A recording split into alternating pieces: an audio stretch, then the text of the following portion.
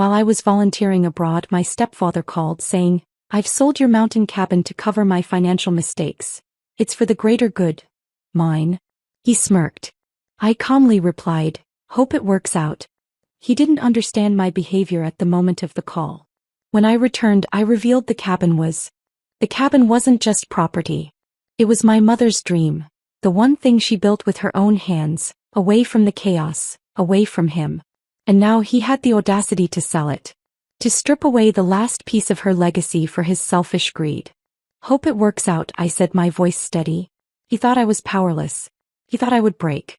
But what he didn't know was that the cabin was never his to sell.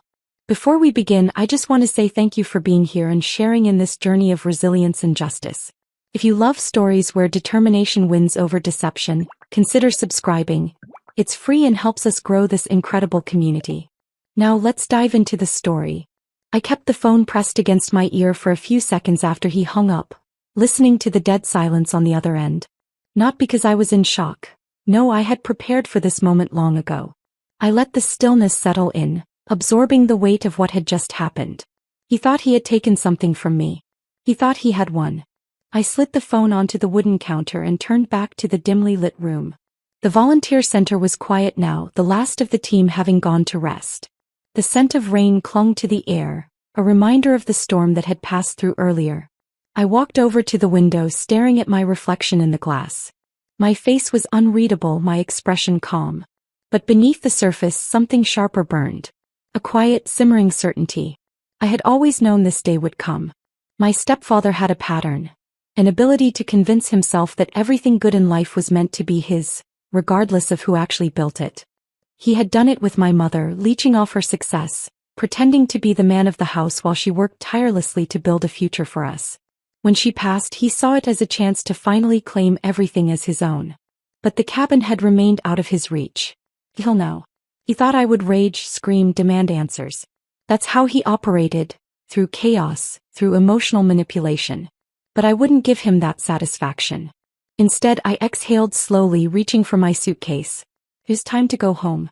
The airport was crowded, the usual chaos of hurried travelers and overhead announcements blending into a dull hum.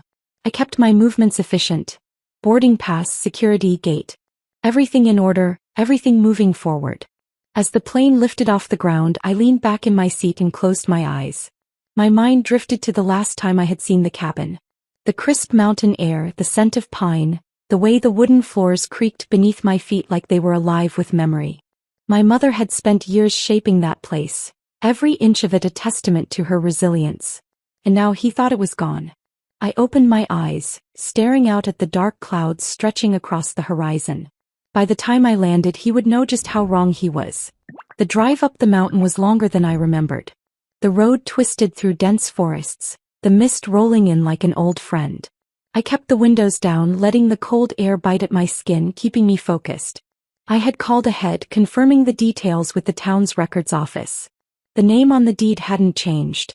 The sale had gone through, yes, but not in the way my stepfather believed. I reached the final turn, and there it was. The cabin stood at the top of the ridge, untouched by time. A fresh coat of paint on the shutters, new fencing around the perimeter. Whoever had bought it was trying to make it their own. A truck was parked nearby, workers moving in and out with materials. I pulled in slowly, stepping out and taking it all in. Everything about this place felt the same. But I wasn't the same person who had left. I started toward the house, my boots crunching against the gravel. The front door was open, and as I stepped inside, I was hit with the familiar scent of wood and earth. I could hear voices from the back of the house, the sound of tools at work. A man in his 40s wearing a tool belt emerged from the hallway, wiping his hands on a rag. He barely glanced up as he spoke. "Hey, can I help?" Then he saw me. I smiled, slow and deliberate. "No, I think I'm exactly where I need to be." His brow furrowed. "This is private property. Is it?" I tilted my head, stepping past him and into what used to be the main sitting room.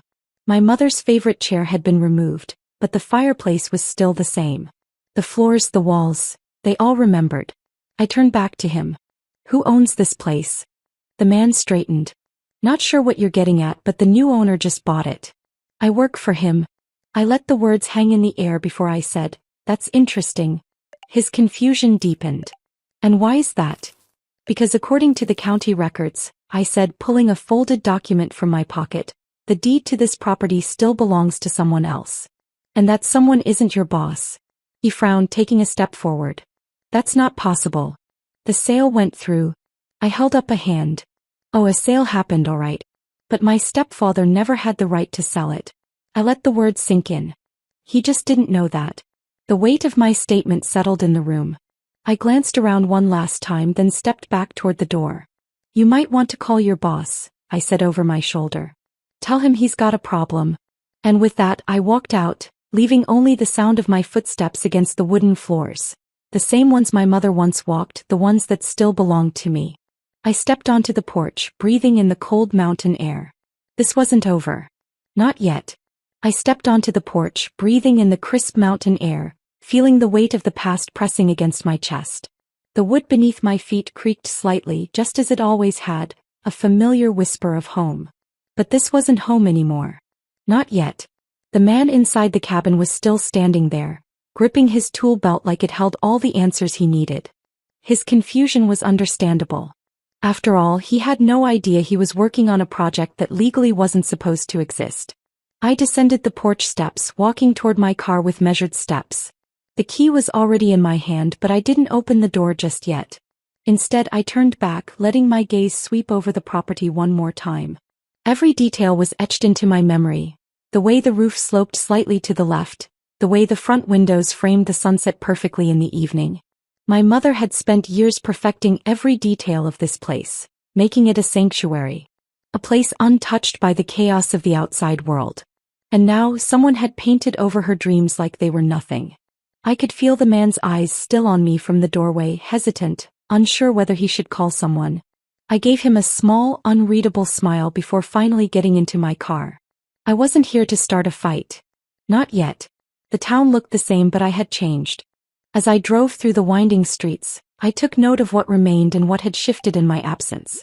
The old diner was still standing, its neon sign flickering in protest against the years. A few of the small shops had changed owners, but the bones of the place remained the same, familiar yet slightly altered, like a dream remembered differently upon waking. I parked in front of the records office, cutting the engine and stepping out into the cool afternoon. The bell above the door jingled as I pushed it open, and the scent of old paper and ink greeted me instantly. A woman behind the counter glanced up, recognition flickering across her features before she smiled. Well, I'll be, she said, setting down her pen. Didn't think I'd see you back around here. Didn't think I'd have a reason to come back, I admitted, walking toward the counter. But here we are. She eyed me carefully, her smile fading slightly. This about the cabin? I nodded. She exhaled, shaking her head. Knew something was off about that sale. When I saw the paperwork come through, I thought you'd be the one signing it. I reached into my bag and pulled out the folder I had brought with me. I need the most recent copy of the deed on file. She hesitated only a moment before nodding. Give me a minute. I watched as she disappeared into the back room, leaving me alone with the quiet hum of the office.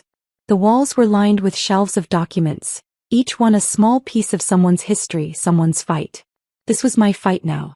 When she returned, she slid a file across the counter. I flipped it open, scanning the familiar signatures. My mother's. And then further down, my friend's, the one I had entrusted with the transfer before I left. Everything was exactly as it should be. But the stepfather's name was nowhere on it. I knew he couldn't sell it, I murmured, more to myself than to her. She nodded. Legally, no. But that didn't stop the sale from going through. Seems the buyer didn't do their due diligence. Guess they figured no one would challenge it.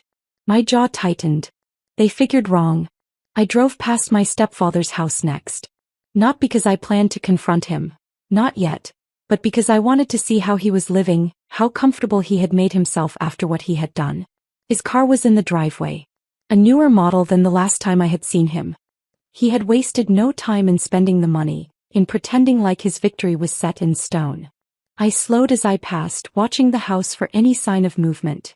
And then through the front window I saw him. He was leaning back in an armchair, a drink in one hand, looking as relaxed as I had ever seen him. For a moment, a flicker of something sharp twisted inside me. Not anger. Not yet. just the certainty that he had no idea what was coming. I didn't stop. I kept driving. By the time I reached the outskirts of town, the sun was dipping low behind the trees, casting long shadows across the road. I pulled over at the lookout point just before the mountain road curved toward the cabin. The view was the same as I remembered. Rolling hills stretching into the horizon, the town nestled below like a forgotten secret. I stepped out of the car, breathing in deeply. The air here was different, cleaner, untouched. The town could change. My stepfather could scheme. But this place would always be the same. And now it was time to take back what was mine. I pulled out my phone, dialing a number I had been holding onto for months. When my friend picked up, their voice was steady. "You're back." "I'm back," I confirmed. "And it's time." Pause. "Then you sure?" I looked out over the horizon, the wind tugging at my jacket. "He sold something that was never his," I said. "And I'm going to make sure he pays for it." My grip tightened on the phone. "We start tomorrow." I hung up the call, the plan now set in motion. The cool wind swept through the overlook, rustling the dry leaves scattered across the pavement. My fingers tightened around the phone before I slid it back into my pocket. This wasn't just about reclaiming a piece of property. It was about justice. About ensuring my stepfather understood, truly understood, that he had never been in control. The morning came swiftly, bringing with it a crisp mountain breeze and the weight of inevitable consequences. I arrived at the town's legal office just as they were opening. My friend was already inside, waiting, the thick folder resting on the desk between us. "Everything is in order," they said, tapping the paperwork. "The sale was fraudulent. You hold the legal deed. They'll have no choice but to acknowledge it." I nodded, scanning the neatly typed documents. It was all there, irrefutable, binding. My stepfather hadn't just made a mistake. He had built his castle on air, and today the walls would collapse. "Let's make this official," I said, my voice steady. The town hall was busier than usual. The locals had a way of sensing when something was about to unfold, and word had already spread that something about the cabin's sale was amiss. A few curious eyes trailed me as I stepped inside, but I ignored them. This wasn't for spectacle. This was for closure. At the front of the room, the county recorder's office held its weekly public meeting, mostly routine approvals, zoning requests, and the occasional property dispute. I took my seat near the front, placing my folder on the table before me. Then right on cue, my stepfather entered. He strolled in like he belonged, shoulders squared, exuding false confidence. He hadn't noticed me yet, too caught up in shaking hands and exchanging pleasantries with familiar faces. To them, he was just another man who had made a good deal, securing his financial future. But today that illusion would shatter. The buyer arrived next. A man in his late 50s, dressed in a crisp blazer, with the air of someone accustomed to getting what he wanted. His expression was one of impatience, as though today's proceedings were merely a formality before he could move forward with his renovations. He was about to realize otherwise. The meeting proceeded with its usual mundane formalities. I waited, letting the anticipation build. Then when the moderator called for new business, I rose to my feet. "I have a matter regarding a fraudulent property sale," I announced, my voice carrying through the hall. Heads turned. My stepfather's smirk faltered as his gaze finally locked onto mine. For the first time I saw something flicker across his face. Uncertainty. "Please state your claim," the moderator said, adjusting his glasses. I took my time. I wanted every word to land with precision. "The property in question is a cabin located at the edge of town, recently sold by a man who never had the legal right to do so." I turned slightly, letting my gaze settle on my stepfather. "This sale was conducted without proper authorization, and the deed remains legally in my name." A murmur spread through the room. The buyer's face darkened as he shifted in his seat. My stepfather let out a forced chuckle, leaning back. "Now hold on a second." I lifted the folder and placed it on the table with a decisive thud. "Here is the original deed, recorded and signed before I left town. My stepfather was never the legal owner. The sale he conducted was fraudulent, and therefore the transaction is invalid." The moderator took the folder, flipping through the documents. A few tense moments passed as he read, his expression growing increasingly serious. Then finally he closed the folder. "This paperwork is legitimate." He turned to the buyer. "I'm afraid you've been misled."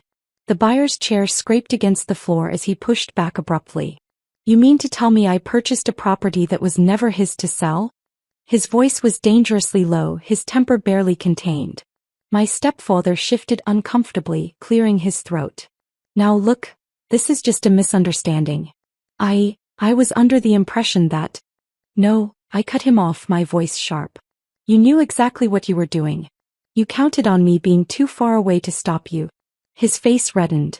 I was trying to... You were trying to take something that was never yours, I said evenly. But the law doesn't work that way. Not anymore. The buyer turned to the moderator. I want my money back. Every cent. The moderator nodded. This matter will need to be handled legally, but given the evidence presented, the responsibility to return the funds will likely fall on the seller. All eyes landed on my stepfather.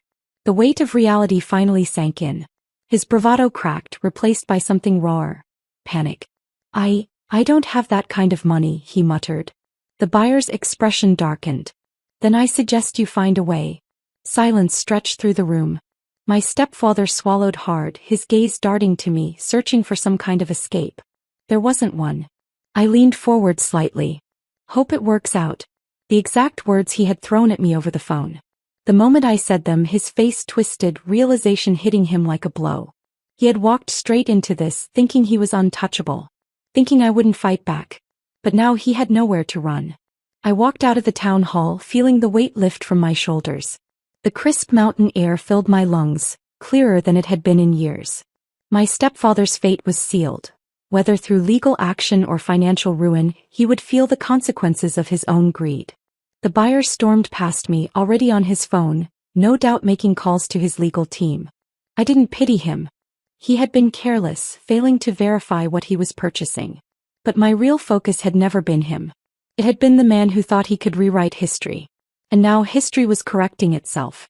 I made my way back toward my car, taking in the familiar sights, the roads I had once driven as a child, the mountains standing tall as silent witnesses to everything. The fight wasn't over just yet. Loose ends needed tying. But this was the first checkmate. And I had no intention of stopping now. I stepped out of the town hall, the air crisp with the scent of pine and the remnants of autumn. My stepfather was still inside, no doubt scrambling for some excuse, some desperate attempt to talk his way out of the mess he had created. But there was no way out. The walls he had built around his deception had crumbled, and now the weight of reality would bury him. I walked to my car, but before I could reach the door, I heard hurried footsteps behind me. Wait. I turned to see the buyer approaching, his face a mixture of frustration and controlled fury. He had a phone clutched tightly in his hand, his fingers white from the pressure. You knew, didn't you? He accused, his voice low but sharp. I met his gaze evenly. I knew he'd try something eventually. But I didn't know he'd be reckless enough to attempt this. The man exhaled sharply, dragging a hand down his face. I don't take losses lightly. I'm sure you don't, I said coolly. His eyes flickered with something unreadable before he nodded. Then I hope you understand that I'll make sure he pays for every cent. That makes two of us. Without another word, he turned and walked toward his car, already dialing another number. I watched him leave, knowing my stepfather's problems were only beginning. Back inside the town hall, my stepfather sat hunched in one of the wooden chairs, his face pale, his hands gripping the arms of the seat like they were the only things keeping him upright. His usual bravado was gone, replaced by something raw and unfamiliar. Fear. The moderator had left, and the clerk behind the counter was finishing up paperwork. He barely looked up as my stepfather leaned forward, trying to steady his voice. This can't be real, he muttered. There has to be a way to fix this.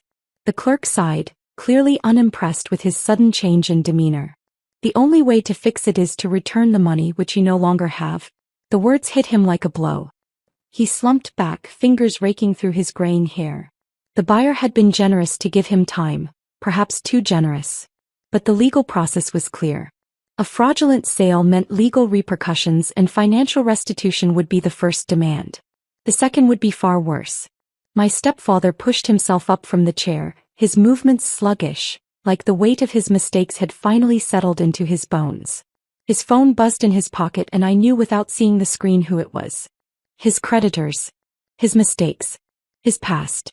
And now they were all catching up to him. The next few weeks unraveled him. The first blow came from the legal claim filed by the buyer, an immediate demand for repayment of the funds used in the fraudulent purchase.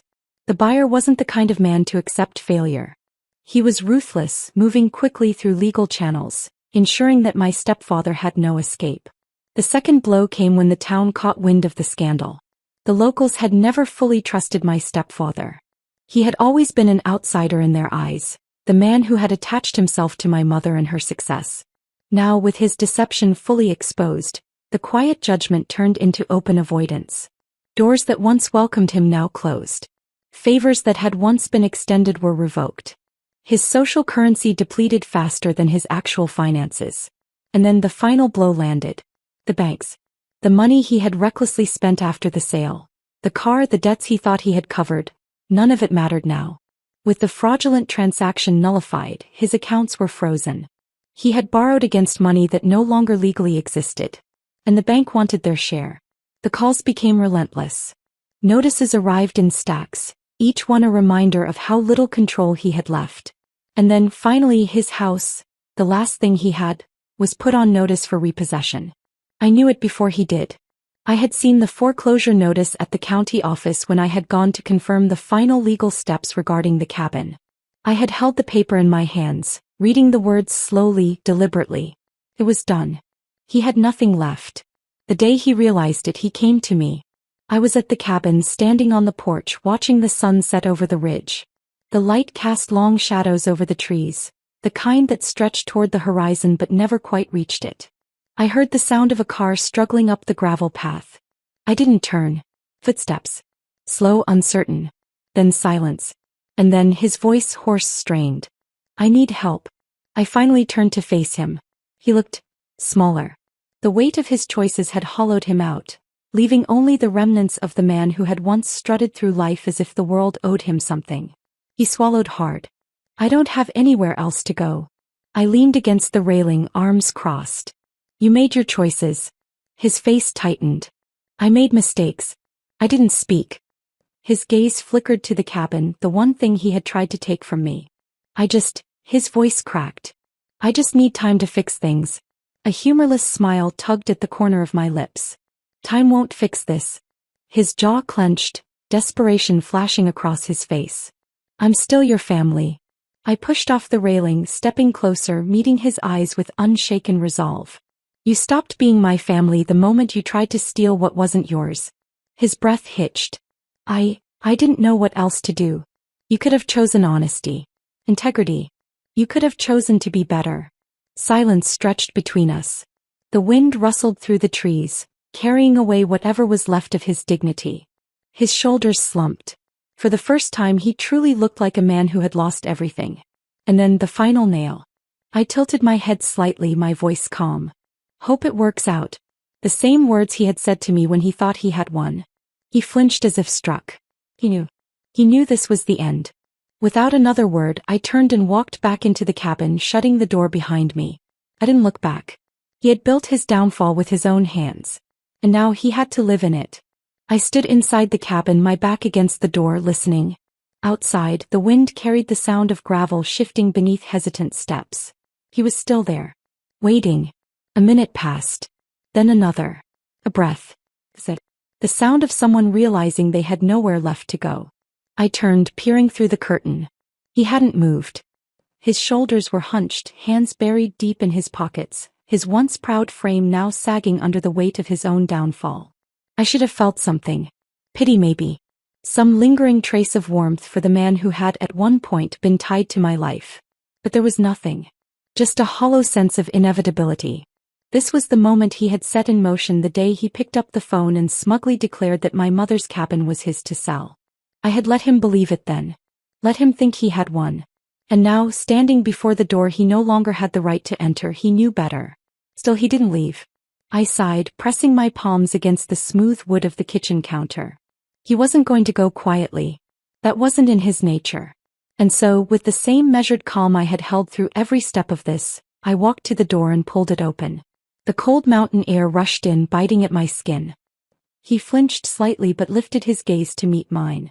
His eyes, once full of arrogance, now brimmed with something else entirely. Desperation. His voice cracked, hoarse from a lifetime of never having to beg. He tried again. I just need a little time. I said nothing, waiting. He took it as permission to continue, stepping closer, his shoes crunching against the gravel. I lost everything. He gestured vaguely toward the town below, as if expecting me to acknowledge the obvious. The house, the accounts, everything's frozen. They're taking the car next. His breath hitched, but he forced a weak chuckle, as if trying to downplay the collapse of his carefully constructed illusions. Funny how fast things change, huh? I leaned against the doorframe, arms crossed. I wasn't going to make this easy for him.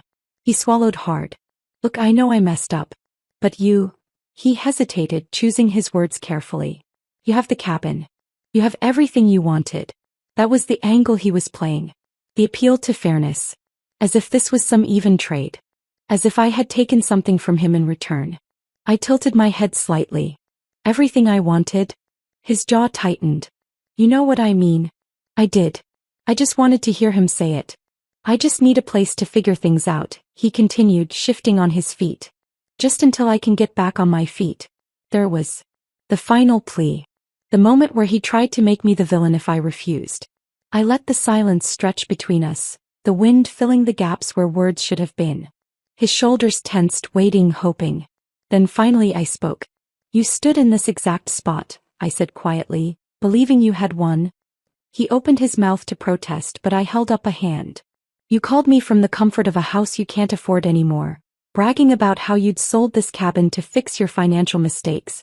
I leaned forward slightly, my voice razor sharp. You didn't care what it meant to me. You never have. He blinked rapidly, the weight of my words settling in his chest. You wanted me powerless. My voice didn't waver. You wanted me to beg, to fight, to lose control. I exhaled, shaking my head. But I didn't. And now you're the one standing here with nothing. His throat bobbed as he swallowed. I straightened, my eyes locking onto his. Hope it works out. His entire body went rigid. The words landed like a slap, their familiarity twisting something deep inside him. His lips parted slightly, but no words came out. He knew that was the end. I held his gaze for a moment longer, then stepped back into the cabin and shut the door. This time I didn't listen for his footsteps. I didn't need to. I already knew. I had won. The door clicked shut behind me, sealing the past outside. I exhaled slowly, pressing my back against the wood, my palms resting flat against the grain. The silence inside the cabin wasn't empty. It was full. Full of history, of memory, of the weight my mother had carried for years before she passed. And now, for the first time in a long time, it was mine again. Truly mine. I walked forward, my fingers trailing over the rough-hewn walls, feeling the grooves in the wood, the knots where my mother's hands had once worked. She had built this place for herself, for us. Not for him. Never for him. The fireplace still smelled of old embers, though no fire had been lit in months. The chairs had been rearranged, a few new additions left behind by the would-be buyer, but the bones of the place remained the same. This cabin had endured, waiting for me to come home. I moved through the space with quiet reverence, touching everything, reconnecting. The wooden table where we had shared meals. The window ledge where she used to rest her coffee cup as she watched the sunrise. The old bookshelf, its corners worn from years of use. It was all still here. Still standing. I walked to the back door, pushing it open. The wind rushed in, crisp and biting, carrying the scent of pine and damp earth. Stepping onto the porch, I let my gaze sweep over the land, the view stretching endlessly beyond the treetops. The mountain stood as it always had, unchanged by time or greed. It didn't care about the battles waged over this cabin. It had been here long before us, and it would remain long after. I breathed in deeply, letting the cold fill my lungs. It was over. The days that followed felt lighter, as if a weight I had carried for years had finally been lifted. I spent the first morning clearing out what didn't belong, removing the traces of someone else's attempt to claim this place. The furniture the buyer had brought in was the first to go. I didn't need reminders of what could have been. By the afternoon, the cabin looked as it should. Simple, sturdy, a reflection of my mother's quiet strength. I sat on the porch as the sun dipped low, watching the sky bleed into hues of orange and violet. The air had turned colder, the promise of winter settling in, but for the first time in a long time I felt warm. A knock on the porch railing made me glance up. My friends stood there, hands in their jacket pockets, a knowing look in their eyes. "Looks different already," they said. I smiled. "Feels different too." They stepped forward, leaning against the post beside me. "It's yours again." I nodded, the truth of that statement settling deep in my chest. It always was. Pause. Then, what happens now? I considered that for a moment. The fight was over. The damage was done. My stepfather had lost everything and there was no coming back from it. The town had turned its back on him, and the last I had heard, he was leaving, disappearing into whatever shadows remained. But that wasn't my concern anymore. Now it was about moving forward. "I think," I said finally, "I stay." The words tasted right. My friend nodded as if they had expected that answer all along. "Good. This place needs you." I smiled, looking back out at the trees. And for the first time in years I felt at peace. The seasons passed and the cabin remained. Winter came, wrapping the mountain in thick layers of snow. I spent those months tending to the fire, repairing what time had worn down, making the space truly mine. The solitude was a welcome change. The mountain didn't demand anything from me. It just existed, steady and unwavering, just as it always had. Spring followed, melting away the cold, bringing new life to the land. I walked the familiar trails, breathed in the fresh air, and let the past fade into the background. By summer the cabin felt fully alive again. Friends visited, laughter echoing through the rooms where silence had once settled too deeply. The land thrived, untouched by greed, unspoiled by the hands that had once tried to claim it. And through it all the mountain watched, standing tall, taken, just like me. One evening as the sun dipped behind the ridge, I sat on the porch with a cup of coffee in hand, the warmth seeping into my fingers. I thought about everything that had led me here. The betrayal, the fight, the long journey back. It had been worth it. Because now, as the wind rustled through the trees and the last light of day faded into the horizon, I knew one thing with certainty. This was home. And it always would be.